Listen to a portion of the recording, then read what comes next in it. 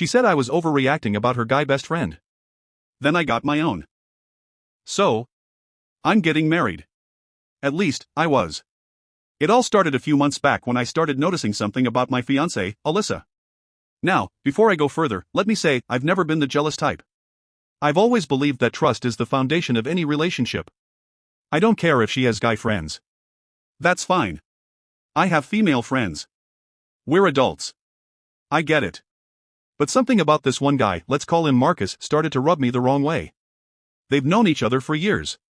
Childhood friends. I knew that going in. At first, I didn't really mind. He'd come up in conversation. They'd talk. Whatever. But then things started to shift.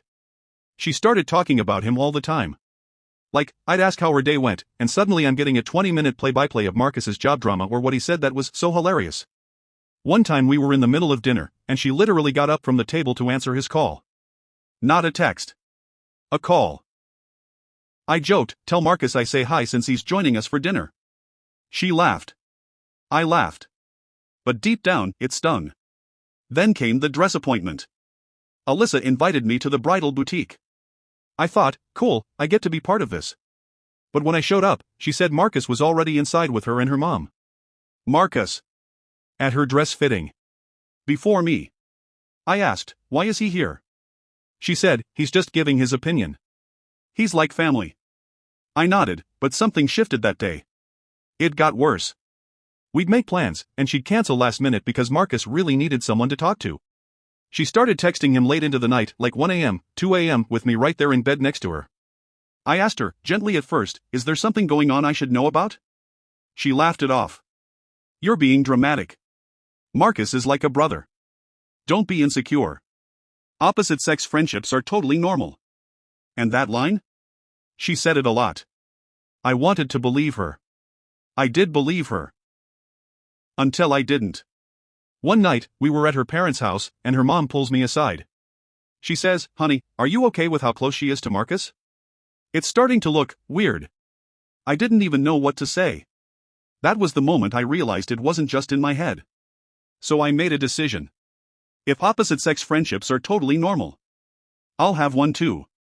I didn't go looking for anything shady. I wasn't out for revenge. I just started texting an old college friend of mine, Lily. Lily and I hadn't spoken in years. She's smart, grounded, easy to talk to. We caught up.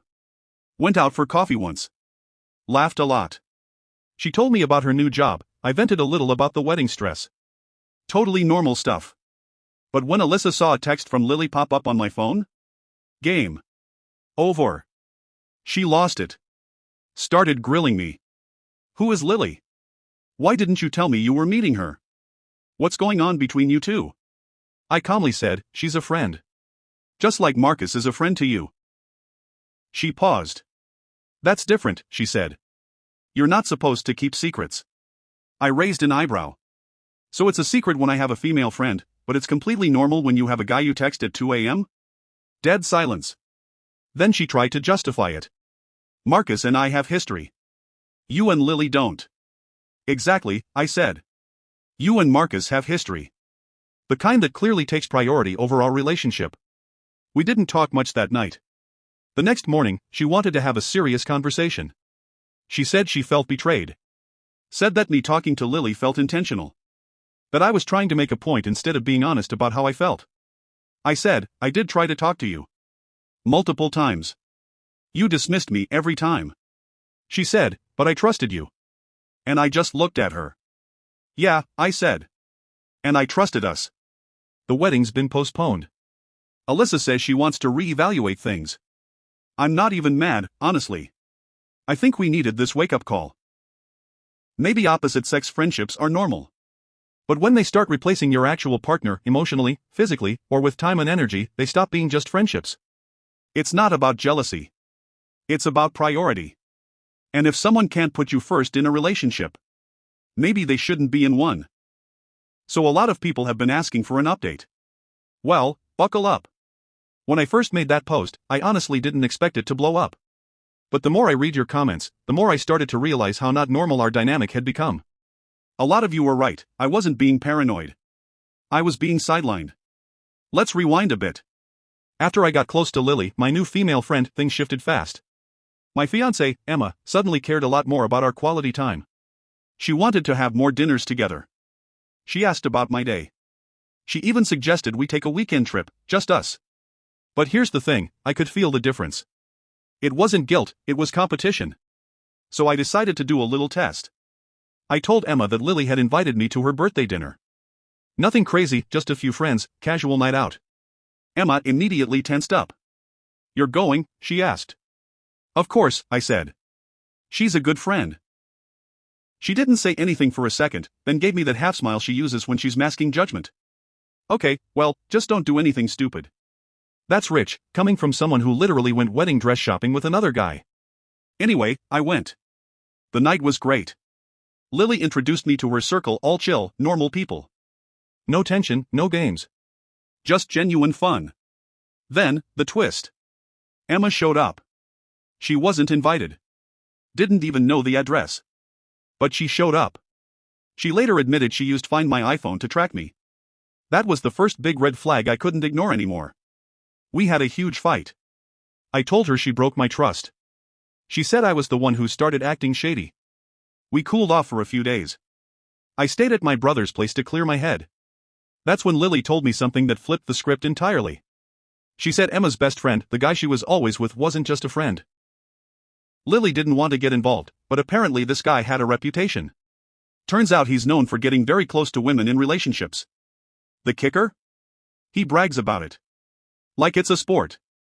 I didn't want to believe it. But then I did something I didn't think I would do. I checked Emma's iPad. It was still logged into her messages. I wish I hadn't. There were flirty texts. Messages at odd hours. Even a voice memo where she called him the only one who really gets her. My heart sank. This wasn't just emotional cheating. This was betrayal, plain and simple. When I confronted her, she didn't even deny it. She cried. Said she didn't know what she wanted. Said she loved me, but didn't know if she was ready for marriage. We called off the engagement. Cancelled the wedding. Told our families. Packed up the apartment. It was brutal. But here's where things get really wild. 2 months later, I'm at a friend's housewarming, and guess who walks in with her new boyfriend? Emma. And guess who the boyfriend is? Yup. That guy. The same guy she told me not to worry about. The one she swore was like a brother. She looked shocked to see me. Tried to talk. I politely excused myself and left. And the final twist? I ended up grabbing a late dinner that night, with Lily. And honestly? It felt like the first real, drama-free evening I'd had in a long, long time. No games. No mind tricks. Just peace. I'm not rushing into anything, I'm still healing, but for the first time in months, I feel like me again. So yeah. That's the update. I lost a fiancé. But I got my dignity back.